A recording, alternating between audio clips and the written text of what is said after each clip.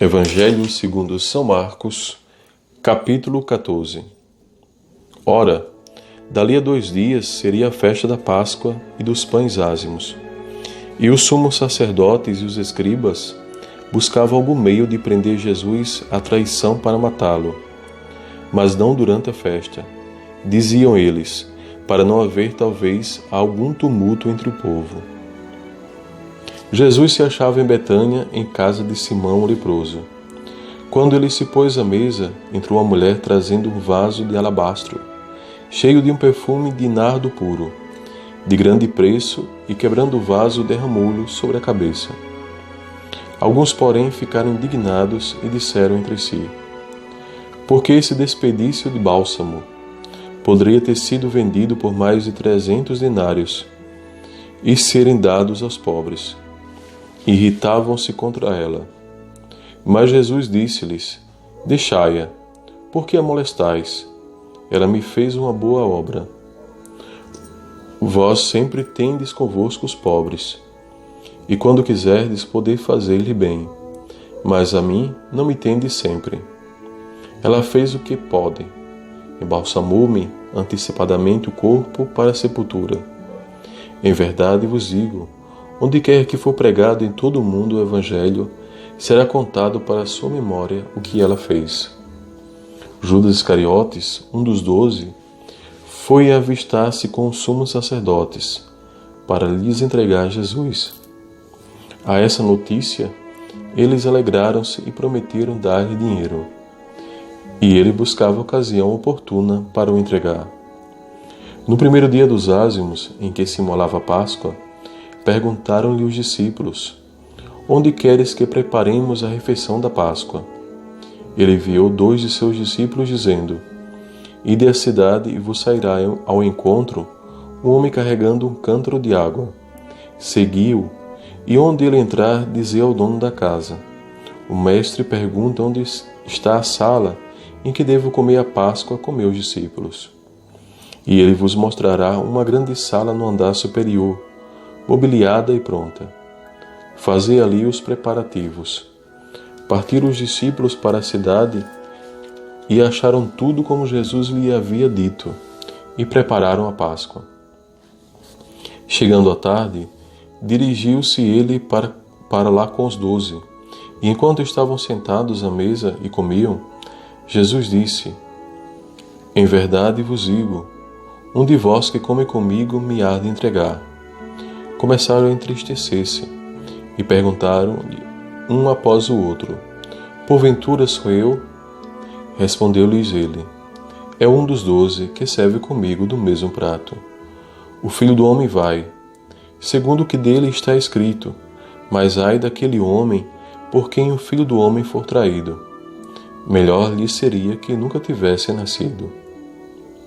Durante a refeição, Jesus tomou o pão e, depois de o benzer, partiu e deu-lhe, dizendo: tomai, isto é meu corpo. Em seguida tomou o cálice, deu graças e apresentou-lhe, e todos dele beberam. E disse-lhes: isto é o meu sangue, o sangue da aliança que é derramado por muitos. Em verdade vos digo, já não beberei do fruto da videira até aquele dia em que o beberei de novo no reino de Deus. Terminado o canto dos salmos, saíram para o Monte das Oliveiras. E Jesus disse-lhes: vós todos vos escandalizareis, pois está escrito: ferirei o pastor e as ovelhas serão dispersas. Mas depois que eu ressurgir, eu vos precederei na Galileia. Entretanto, Pedro lhe respondeu: ainda que todos se escandalizem de ti, eu porém nunca. Jesus disse-lhe: em verdade te digo, hoje, nesta mesma noite, antes que o galo cante 2 vezes, 3 vezes, me terás negado. Mas Pedro repetia com maior ardor: ainda que seja preciso morrer contigo, não te renegarei. E todos disseram o mesmo. Foram em seguida para o lugar chamado Getsâmane, e Jesus disse a seus discípulos: sentai-vos aqui enquanto vou orar. Levou consigo Pedro, Tiago e João, e começou a ter pavor e angustiar-se. Disse-lhes: A minha alma está numa tristeza mortal. Ficai aqui e vigiai. Adiantando-se alguns passos, prostou-se com a face por terra, e orando que, se fosse possível, passasse dele aquela hora. Abá, Pai, suplicava ele, tudo te é possível. Afasta de mim esse cálice. Contudo, não se faça o que eu quero, senão o que tu queres. Em seguida, foi ter com seus discípulos, e achou-os dormindo. Disse a Pedro: Simão, dormes? Não pudestes vigiar 1 hora? Vigiai e orai, para que não entreis em tentação. Pois o espírito está pronto, mas a carne é fraca. Afastou-se outra vez e orou, dizendo as mesmas palavras. Voltou, achou-os de novo dormindo, porque seus olhos estavam pesados, e não sabiam o que lhe responder. Voltando pela terceira vez, disse-lhes: Dormi e descansai. Basta, veio a hora. O Filho do Homem vai ser entregue nas mãos dos pecadores.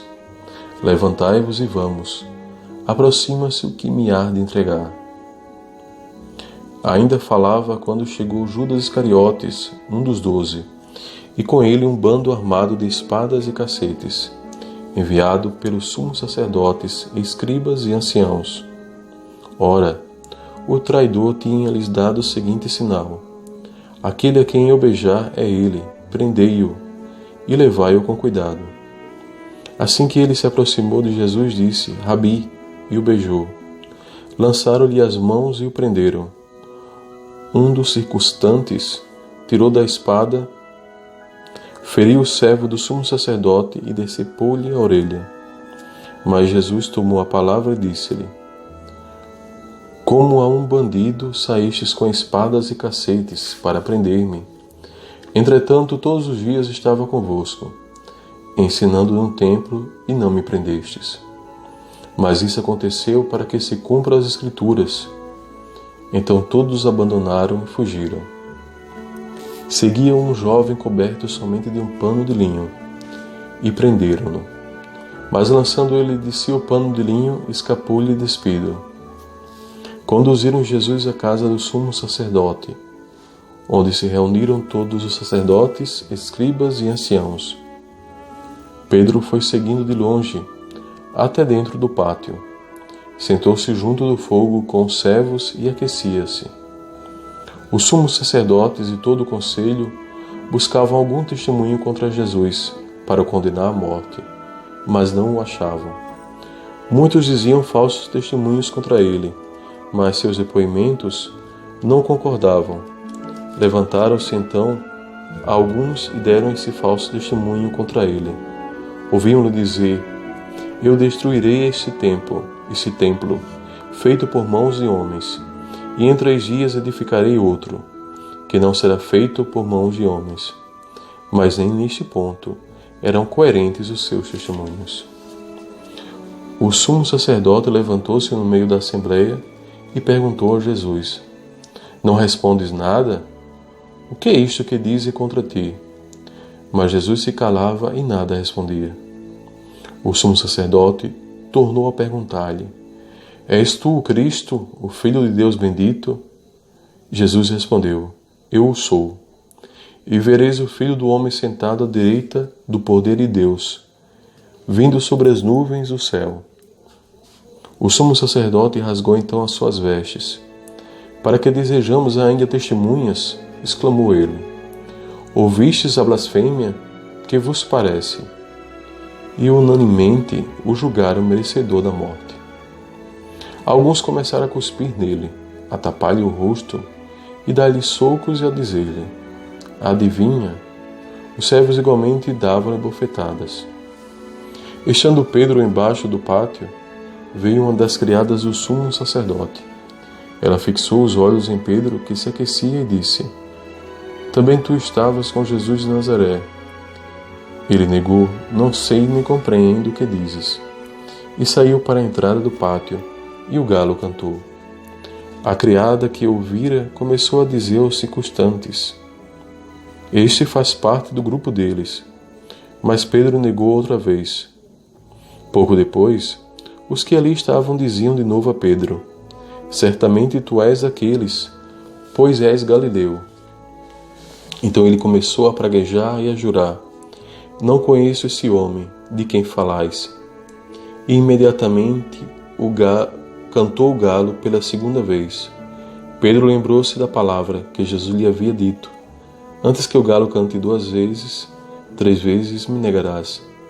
E lembrando-se disso, rompeu em soluços.